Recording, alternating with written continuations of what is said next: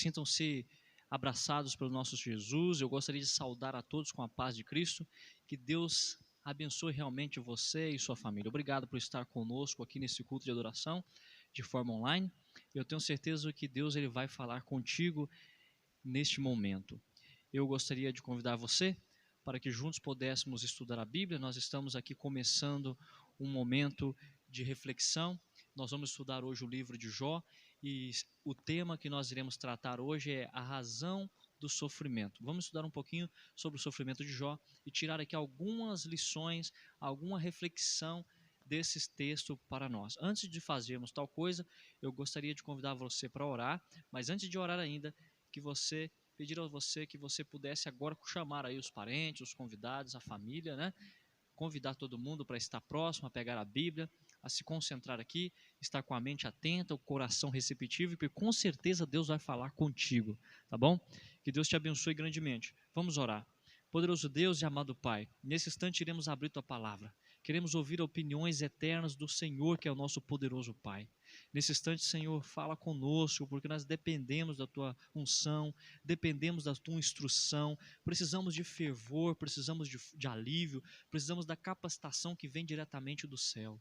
Envia nesse instante o Teu Espírito Santo para ser nosso professor, envia os Teus anjos, ó Deus, ao nosso redor, para nos dar bastante calma, bastante alegria. Pode ser que algum irmão nesse instante acessou aqui esse culto e está aflito, ó Deus, está agitado. Por favor, acalme esse coração. Traga alívio e paz para a nossa alma, traga sabedoria e instrução para nós, ó Deus, aprendermos como devemos viver, como te agradarmos melhor, como termos uma vida mais prudente. Senhor, nos ajude a entender por que existe sofrimento no mundo e que no final dessa mensagem possamos confirmar mais a nossa fé em Ti e adorarmos mais o Senhor plenamente e completamente. Nos ajude a ser fiel ao Senhor em qualquer circunstância, em qualquer momento. Eu te peço a tua unção, te peço sabedoria, que as palavras sejam minhas, mas que venham diretamente do Senhor. Que a voz seja minha, mas a palavra venha diretamente do Senhor. Que o Senhor possa conduzir todo esse culto aqui. Não permita que eu, um vaso, um instrumento, ó Deus, falho e pecador, venha afetar ou atrapalhar a mensagem do Senhor de ser pregada. Fala no nosso coração no nome de Jesus. Amém. Querido irmão, gostaria de fazer uma breve reflexão com você do livro de Jó. O livro de Jó ele foi escrito por Moisés, é o primeiro livro da Bíblia a ser escrito, antes mesmo de Gênesis 1, verso 1 ser escrito. O Jó, capítulo 1, verso 1, foi o primeiro verso da Bíblia a ser escrito. É provável que Jó tenha sido um dos patriarcas que viveu por volta da época de Abraão, da época de Isaac e Jacó, porque a Bíblia diz que ele viveu na terra de Uz, e a terra de Uz é a mesma terra de Edom, que foi uma das cidades também que foi fundada por Esaú.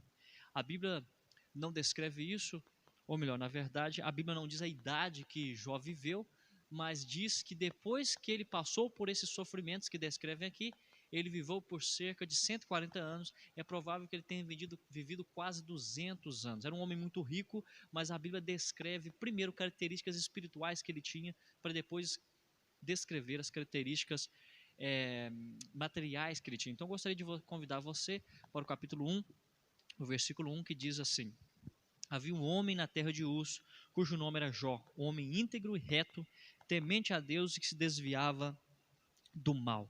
Nasceram-lhe 7 filhos e 3 filhas.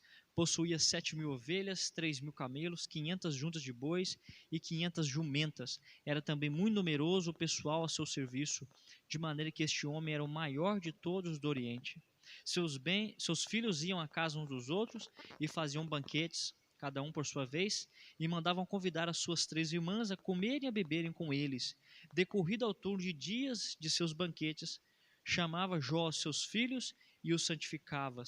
Levantava-se de madrugada, oferecia holocausto segundo o número de todos eles, pois dizia: talvez tenha pecado os meus filhos, e blasfemado contra Deus em seu coração. Assim fazia Jó continuamente. Jó, então, era um homem que a Bíblia descreve 3 coisas importantes que ele tinha. Primeiro, a vida espiritual, que ninguém podia tirar dele. A questão de comunhão com Deus, a intimidade, a oração, o estudo da palavra. Um homem íntegro, reto, temente a Deus, que se desviava do mal. E só poderia ter isso mediante uma intimidade com o Senhor. É o que nós chamamos da Bíblia de santificação. Tem você buscado santificação? Aprenda com o servo Jó. Outra coisa que a Bíblia diz é que logo em seguida descreve a sua família, aquilo que ele tinha como os familiares: 7 filhos e 3 filhas, totalizando assim 10 ao todo.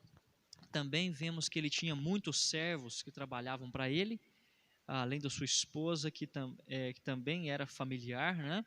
E a Bíblia diz que esses filhos banqueteavam, eram felizes, conviviam entre um e outros, e que o seu pai, com muito amor no coração, ele sempre juntava os filhos e oferecia sacrifícios a Deus para que Deus perdoasse os seus filhos. Era um homem preocupado com a família, preocupava primeiramente consigo mesmo na sua questão espiritual, depois preocupava também com a família.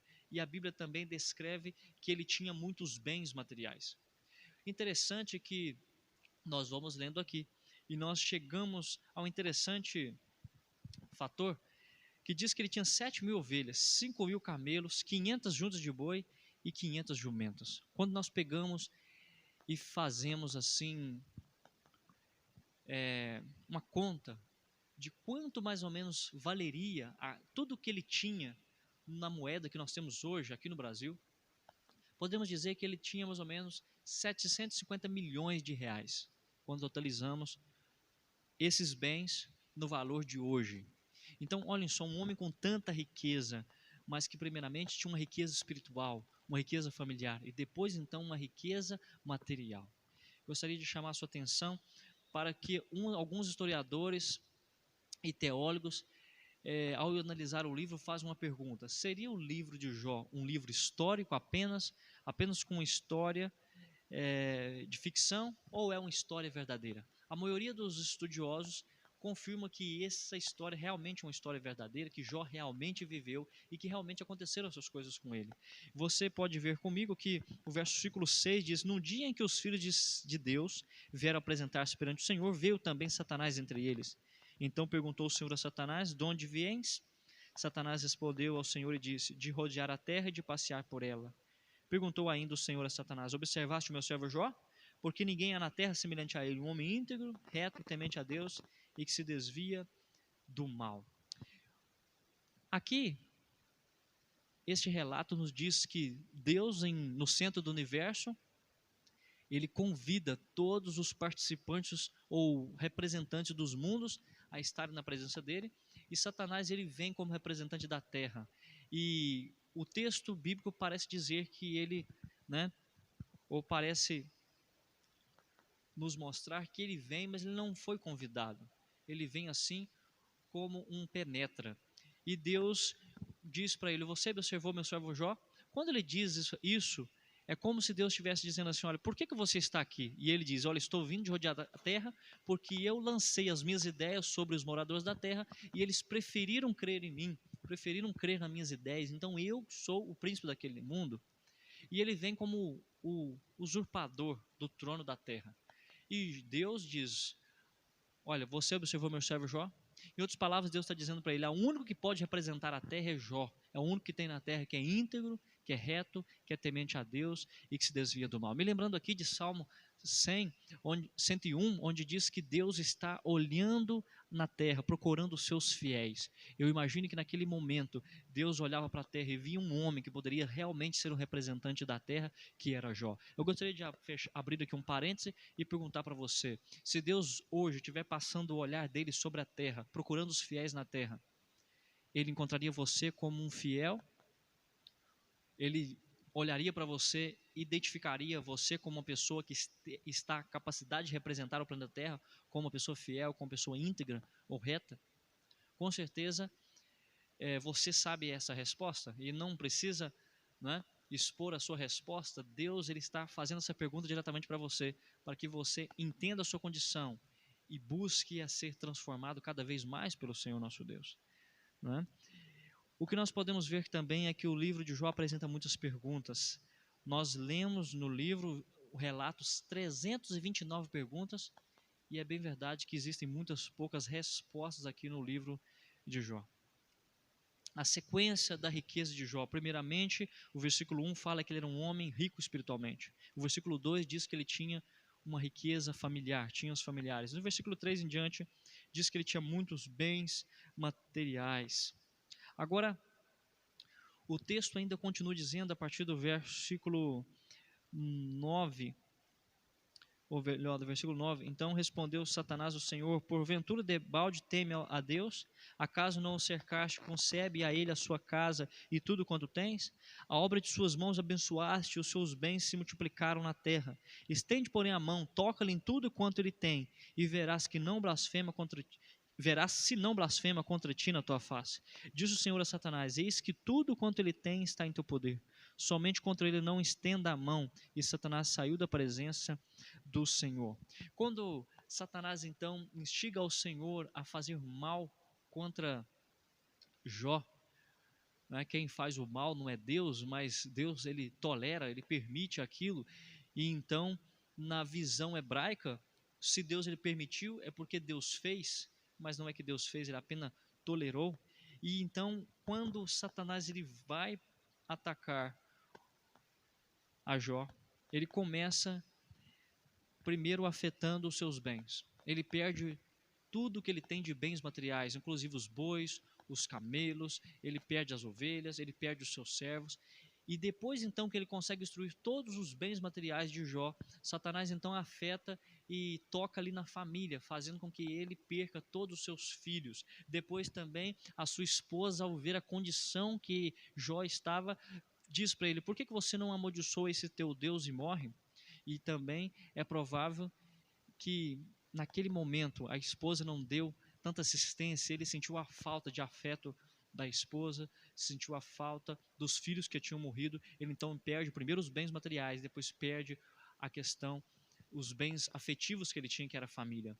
Mas uma coisa é o que ele não perde a espiritualidade, porque a espiritualidade que ele tem ninguém pode tirar. Ninguém pode tirar de você, meu querido irmão e minha querida irmã, aquele contato que só você tem com Cristo, a santificação que você tem buscado, mediante ao estudo, mediante a oração, mediante ao contato com o Senhor, lendo livros espirituais, indo aos cultos e participando.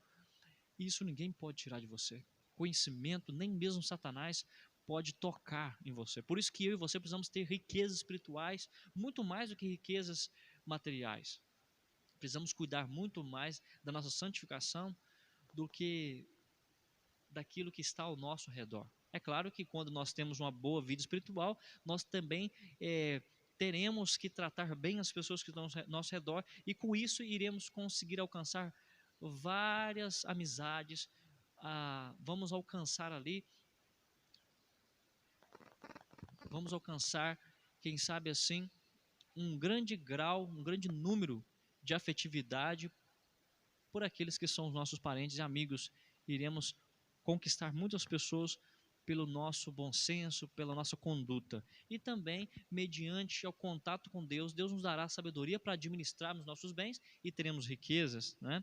Agora, você deve notar comigo que existem algumas coisas aqui no livro de Jó, ou na história de Jó, que nos ensina. O que essa história nos ensina? Primeiramente, que existe um conflito entre o bem e o mal.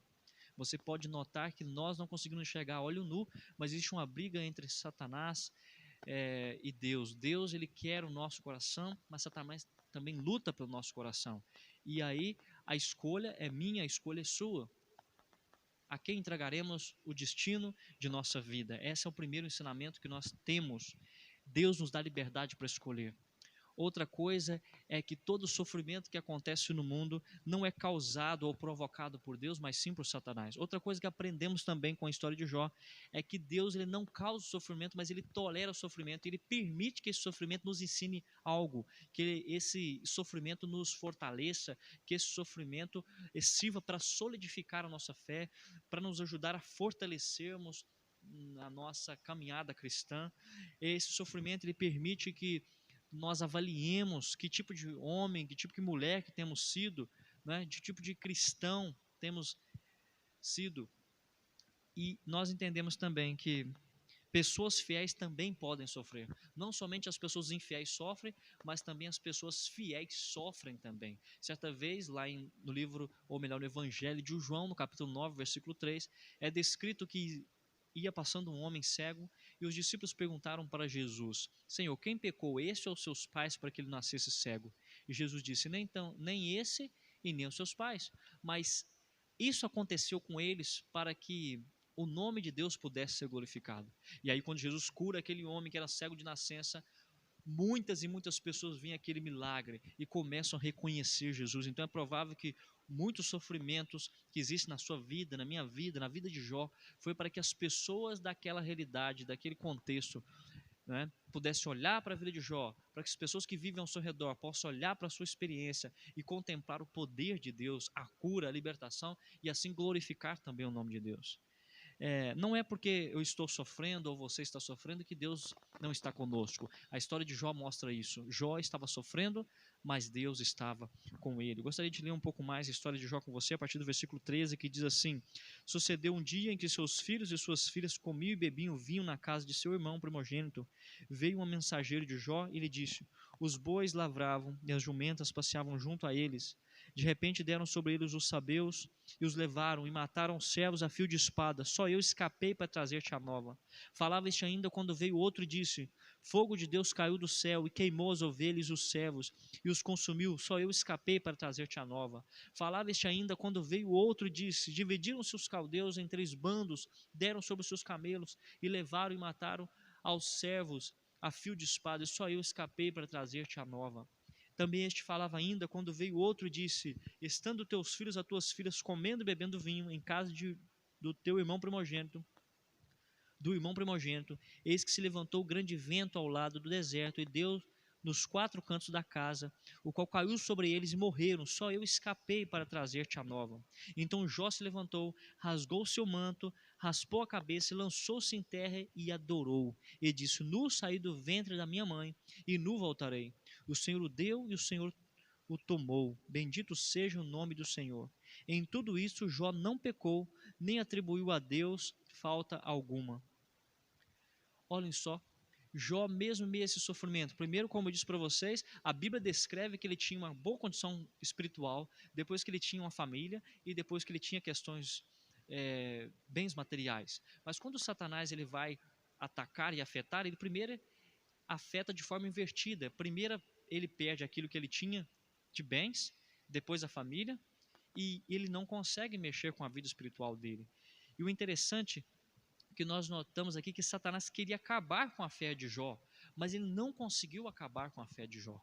Meu querido irmão, por mais que você esteja passando por sofrimento, não permita que isso abale sua fé, porque se você tiver uma fé realmente fortalecida em Deus, suas convicções estiverem fundamentadas na palavra do Senhor, isso não vai abalar você? Amém? Que Deus possa te dar muita força e possa te dar compreensão para entender isso. No capítulo 2, versículo 1 em diante diz: No dia em que os filhos de Deus vieram apresentar-se perante o Senhor, veio também Satanás entre eles apresentar-se perante o Senhor. Agora, pela segunda vez, os representantes dos mundos vêm se apresentar diante de Deus e vem novamente Satanás como penetra. Então o Senhor disse a Satanás: De onde vens? Respondeu Satanás ao Senhor e disse: De rodear a terra e de passear por ela. Perguntou o Senhor a Satanás: Observaste o meu servo Jó? Porque ninguém há na terra semelhante a ele, homem íntegro e reto, temente a Deus, que se desvia do mal. Ele conserva a sua integridade, embora me incitaste contra ele para o consumir sem causa. Está vendo aqui? Novamente, depois, em um segundo momento, Satanás vai e destrói os bens materiais, destrói a família, mas não pôde afetar a vida física dele ainda. E aí ele disse: Olha, me deixa tocar no corpo dele. Olha só o que diz no verso 4. Então Satanás respondeu ao Senhor: Pele por pele, tudo quanto o homem tem dará pela sua vida. Estende, porém, a mão, toca-lhe nos ossos e na carne, e verás se não blasfema contra ti na tua face. Diz o Senhor a Satanás: Eis que ele está em teu poder, mas poupa-lhe a vida. Então saiu Satanás da presença do Senhor e feriu a Jó com tumores malignos, desde a planta do pé até o alto da cabeça. Jó, sentado em cinza, tomou um caco para com ele raspar-se. Então sua mulher lhe disse: Ainda conserva a tua integridade? Amaldiçoa Deus e morre. Olhem só que interessante. Mesmo depois de perder tudo que ele tinha, que era os bens materiais e a família, tanta riqueza, olha só, a gente analisou aqui mais ou menos 750 milhões de reais, ele perde tudo, perde a família, mesmo assim ele conserva a sua integridade. Tem por acaso você sofrido e por isso tem abandonado a sua integridade? É o momento de você repensar e entender que não é porque você está sofrendo que Deus não está contigo, ou porque você não precisa continuar adorando ao Senhor. É preciso continuar adorando ao Senhor mesmo em qualquer circunstância. Está sofrendo na família, está sofrendo por questões financeiras, está sofrendo por questões físicas, louve e adore ao Senhor assim como Jó. Outra coisa que aprendemos na história de Jó é que o sofrimento, ele serve para nos tirar o egoísmo, para remover as arestas, para remover o orgulho e para nos dotar de um caráter puro semelhante ao de Deus. Olhem só o que Ellen White diz no livro Parábolas de Jesus, na página 211. Diz assim: Cristo procura erguer todos quantos querem ser alcançados à sua companhia, para que sejamos com Ele, como Ele é um com o Pai. Permite que tenhamos contato com o sofrimento e com as calamidades para nos tirar de nosso egoísmo e para procurar desenvolver em nós os atributos de seu caráter, os atributos de sua compaixão, né? e sua ternura e seu amor. Às vezes você esteja passando por um sofrimento porque com isso Deus quer provar você e te tornar uma pessoa mais pura, quer remover com isso as arestas, as impurezas, quer restaurar as brechas e fazer com que você seja uma pessoa mais capacitada para viver no mundo, para testemunhar nesse mundo e para trazer mais pessoas para junto de Deus. Talvez você esteja sofrendo também, como eu disse agora há pouco, para que as pessoas que estão ao seu redor vejam a sua fé e cresçam com a sua fé, para que vejam a cura e a libertação, ou que vejam a solução que Ele dá para o seu problema e também passe a buscar ao Senhor, né? E quando nos deparamos com a pergunta do porquê o sofrimento, nós entendemos que muitos sofrimentos são causados por consequências, às vezes, de nossas próprias escolhas, mas também, às vezes, Deus aproveita que todos, na verdade, já sofrem para nos ensinar com o sofrimento. Aqui em Pedro, convido você a primeiro abrir a Bíblia em 1 Pedro.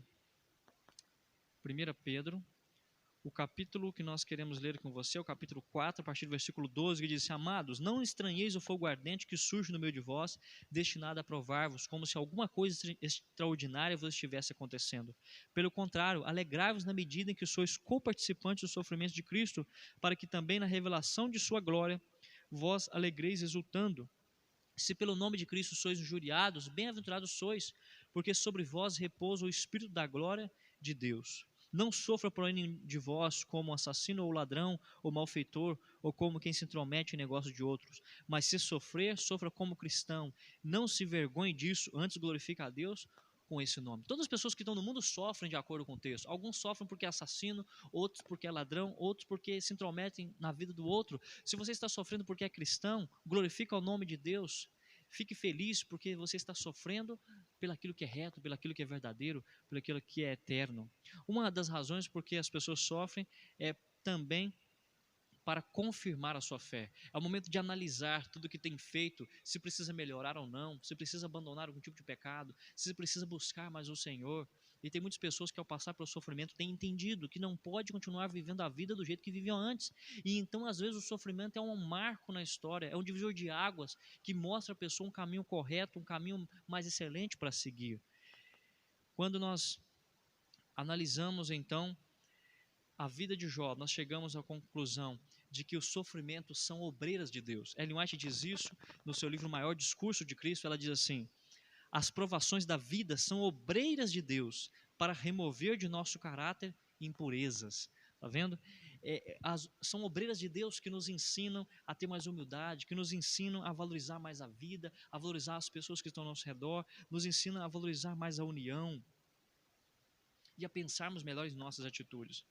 Nós achamos que às vezes que o sofrimento é contrário ao cristianismo, porque achamos que a teologia depende, né, a teologia que está impregnada por aí, a teologia da prosperidade, da libertação, achamos que porque nós somos cristãos não deveríamos estar sofrendo, porque se prega muito isso às vezes por aí, mas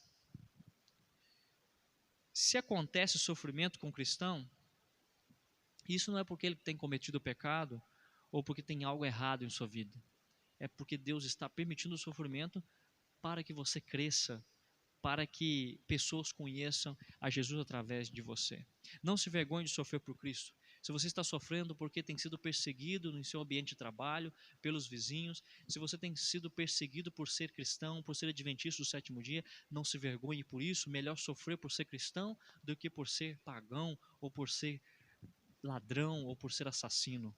Entendeu? Se você está sofrendo porque tem sido perseguido pelo marido, ou pela esposa que não é cristão, ou porque não entende, te persegue pela sua fé, ou se você tem sido perseguido no seu ambiente de trabalho porque não consegue ali, muitas das vezes, ser respeitado por aqueles que não têm a mesma fé que você, ou às vezes você tem sofrido porque tem ganhado menos por não poder trabalhar ao sábado e na sexta-feira, sabe que Deus vai recompensar a sua fidelidade, vai recompensar você por ter seguido os princípios eternos dele.